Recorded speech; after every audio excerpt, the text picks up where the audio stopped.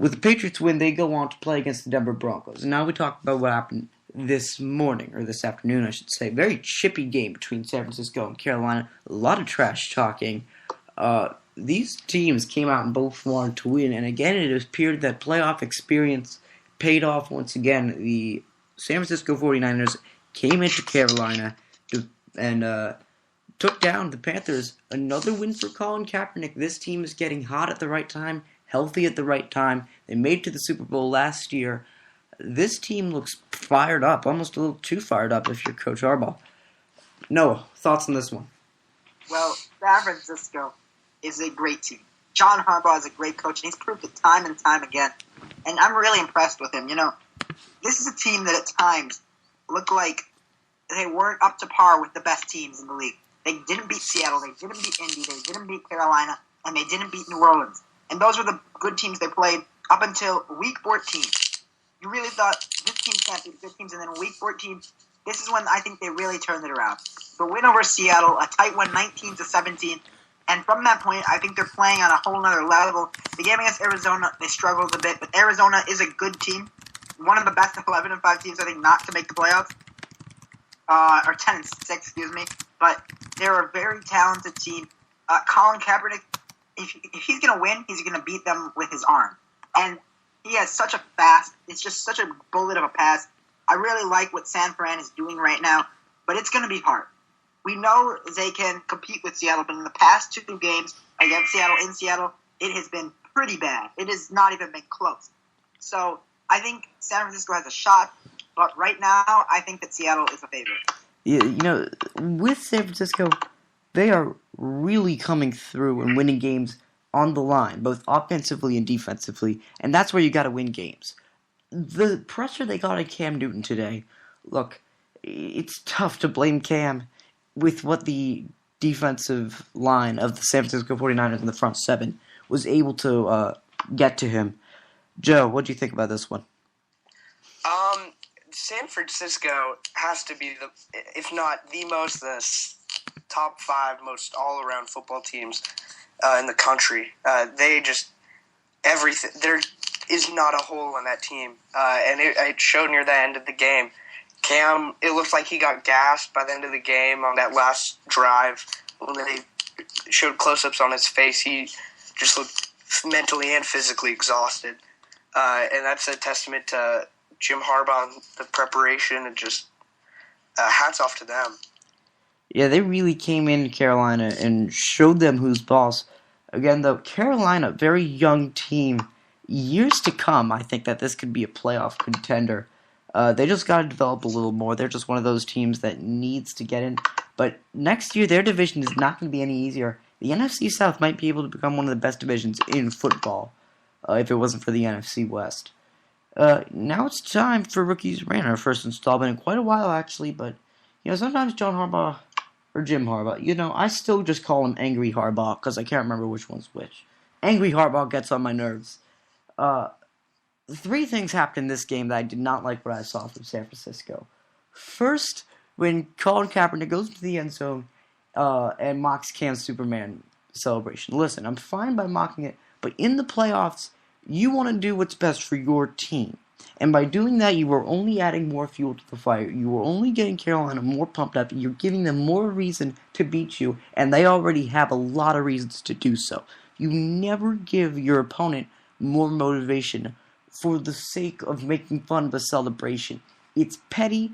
It was, act like you've been there before, because you have. This team clearly did not get the memo.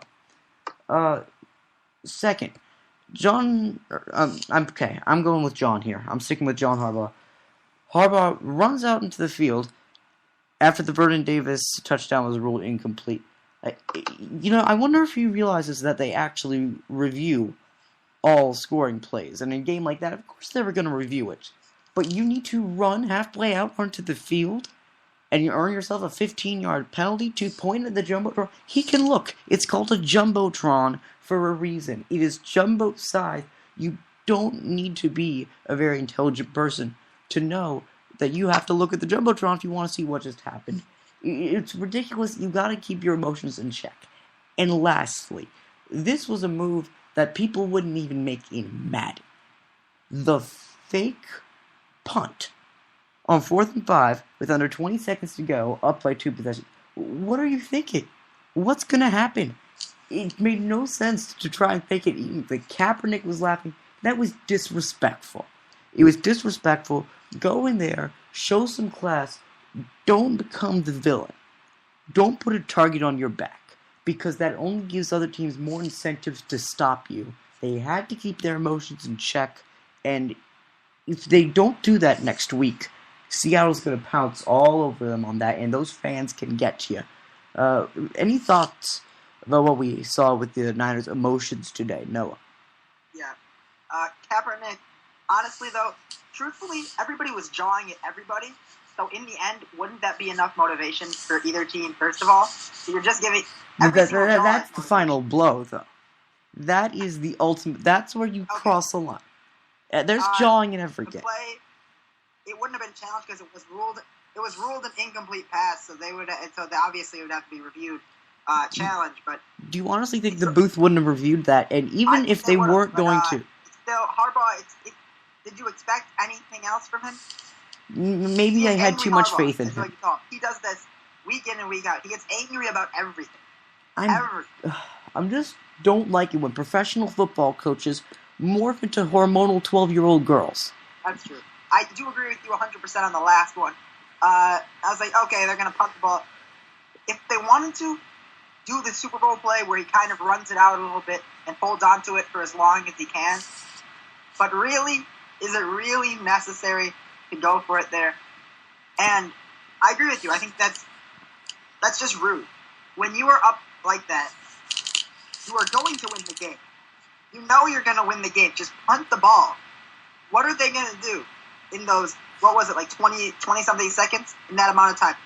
Do you really expect them to come back and somehow win that game? It's just, I agree with you 100%. It's disrespectful. And if I was the Panthers, I would be angry. And if I was the whole league, I'd say, you know what? It's time that we knock these people out. I agree with you on the fake punt, but the rest of them, I don't agree with you at all. Football is an incredibly emotional game. You're getting pumped up, and a big win is like the greatest high you can ever have. And football is an emotional game. You're going to do the Superman pose. That guy across the line from you, that's your enemy. You're not thinking about, that'll give him another reason to injure me. You're just thinking, I want to make this. You want to make that guy more angry. You want to get under his skin. You're not thinking about will it make him more angry or not. I mean, you're in the playoffs. They don't need a bigger incentive to beat you other than if you lose this game, you're out of the season. That whole stuff is way overblown. If they don't need it, then why give it to them in the first place? What do you mean? You said they don't need any incentive. Correct, so why are you even bothering risking that? You're only giving them more. That's not giving them any incentive, though. Like, the biggest incentive you can have is, I'm in a playoff game. If I lose this game, my season's over. That's the worst feeling you can possibly have, to lose a game and that taste in your mouth. That's the end of your season. It is the worst taste. You're playing to not get that. You're playing to not have that feeling. You're not playing because you're angry at the other guy. That's not how it works. Yeah, I agree. And also, if Cam Newton's Superman cleats aren't a reason for Kaepernick to do that. Oh no, that's stupid too. That is stupid too. About that. I think, honestly, because of that, Kaepernick has all the right. If he wants to do it, you know what? Go ahead. You are playing phenomenal. You are beating a team that you lost to already. This team has been jawing. You guys have been jawing back and forth. And this guy thinks he's good enough to come in with Superman cleats because he thinks he's the greatest in the world. Whoa. You know what? Go ahead. Really? You think Cam Newton thinks he's the greatest in the world? Have you seen how he acted? How he acts, though? Like, honestly, he is cocky. There's no way around that. I am not defending Cam Newton in any way. Alabama, he's like, no, never. Impossible. I never did anything wrong. He's just, honestly, I think that him and Kaepernick are both very similar type of people. They're both very cocky, and I don't like either of them personally as people. But if you're going to come in with Cam Newton cleats, then don't, or Superman or Super Cam cleats, don't get angry when the guy mocks you. You know what? That's a fair point. That is a fair point. I will give you that. So, okay, fine. Forget Colin. Message to all players. Get pumped. Get excited. Don't go overboard simply to anger your opponent in the playoffs. Does anyone remember 2008 in Beijing when Michael Phelps beat that Serbian swimmer who had been trash-talking him for months by 1/100th of a second? Every little thing counts. There are certain things when it comes to sports, the stars align, and every little thing can lead to the next bigger event. I'm not sure if it's worth it. I don't know if it's worth it. I almost guarantee you that when Michael Phelps was swimming that last few laps, he didn't know who that guy was that he was racing to the end, and he definitely wasn't thinking, oh, he was the one that was trash-talking me, I'm going to beat him. When you're in that moment, you're not thinking about that stuff. No? That's fair. That's fair. But I'll give it to you. I don't personally think that it's the smartest thing to do. But whatever, it's settled. If you got thoughts, clearly we got some differing opinions up here. Again, 310-922-9536. Now we're going to do the fourth game of the playoffs first, and then we'll look at next week's matchups. Denver and San Diego. Oh, it looked like the Chargers might just have it. I'm not one to blame anything on the refs, and I'm not going to here. But, Clete Blakeman, who first of all never should have been here in the first place, his crew did have a bigger effect than many would have hoped for on this game. But no matter, the Broncos looked like the better team today, and it's why they came away with the 24-17 win. Joe, your thoughts?